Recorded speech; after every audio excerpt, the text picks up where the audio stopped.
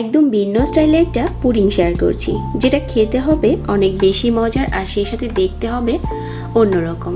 Regular যে পুডিংগুলো তৈরি করা হয় এর থেকে এটার স্বাদ একটু আলাদা, তবে খেতে অনেক বেশি মজার আর তৈরি করা তো অনেক সহজ। তো আশা করছি আমার এই নতুন পুডিংয়ের রেসিপিটা ভালো লাগবে সবার কাছে। পুডিং তৈরি করার জন্য আগে থেকে ক্যারামেল তৈরি করে নিতে হবে।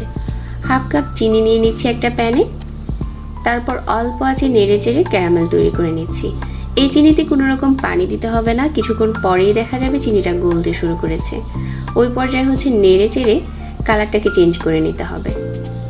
যখন এরকম লালচে কালার হয়ে যাবে, তো চিনিটা যখন ক্যারামেল হয়ে গেছে, তারপর এখানে আমি 1.5 কাপ দিয়ে দিচ্ছি লিকুইড মিল্ক। মিল্কটা আগে থেকে জাল করা, একটু ঘন মিল্ক নিলে ভালো হয়। তারপর ক্যারামেলের সাথে খুব ভালো করে মিশিয়ে নিচ্ছি। তারপর দেখা যাবে যে এই লিকুইড মিল্কের কালারটা দেখতে অনেকটা চেঞ্জ হয়ে গেছে, অনেকটা ব্রাউন কালার হয়ে যাবে। তারপর আরও কিছুক্ষণ জাল করে কিছুটা ঘন করে নিচ্ছি। আর ক্যারামেলটাও পুরোপুরি মিল্কের সাথে গলে গেছে।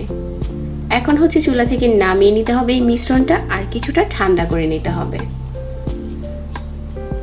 আর পুডিং তৈরি করার জন্য আমি এখানে নিয়েছি 2টা ডিম।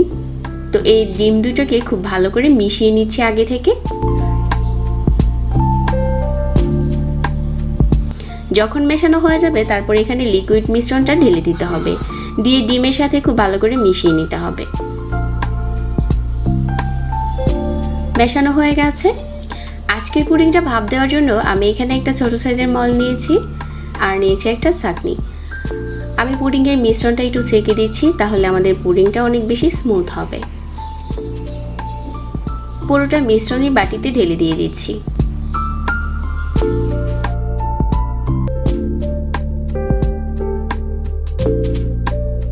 আর চুলায় একটা পাত্র বসিয়ে দিয়েছি, তারপর পুডিংয়ের বাটিটা বসিয়ে দিলাম আর ঢাকনা দিয়ে ঢেকে দিচ্ছি যতক্ষণ না এটা ভাপে সিদ্ধ হচ্ছে। আমার এখানে 20 মিনিটের মতো সময় লেগেছে এই পুডিংটা ভাপ দেওয়ার জন্য। আর 20 মিনিট পর আমি ঢাকনাটাকে সরিয়ে নিচ্ছি, আর একটা কাঠি দিয়ে চেক করে নিচ্ছি এটা ভিতর থেকে কুক হয়েছে কিনা। কাঠিটা যদি ক্লিন বের হয়, তাহলে বোঝা যাবে আমাদের পুডিংটা ভাপ হয়ে গেছে। এখন নর্মাল ফ্রিজে রেখে ঠান্ডা করে নিয়েছি, আর উপরে কিছুটা বাদাম কুচি দিয়ে দিচ্ছি। আর এই পুডিংটা ঠান্ডা পরিবেশন করতেই খুব বেশি ভালো লাগে। তো আশা করছি আজকের এই ভিন্ন টাইপের পুডিংয়ের রেসিপি ভালো লেগেছে সবার কাছে। সবাইকে আবারও ধন্যবাদ জানাচ্ছি, আর সেই সাথে বিদায় নিচ্ছি। আল্লাহ হাফিজ।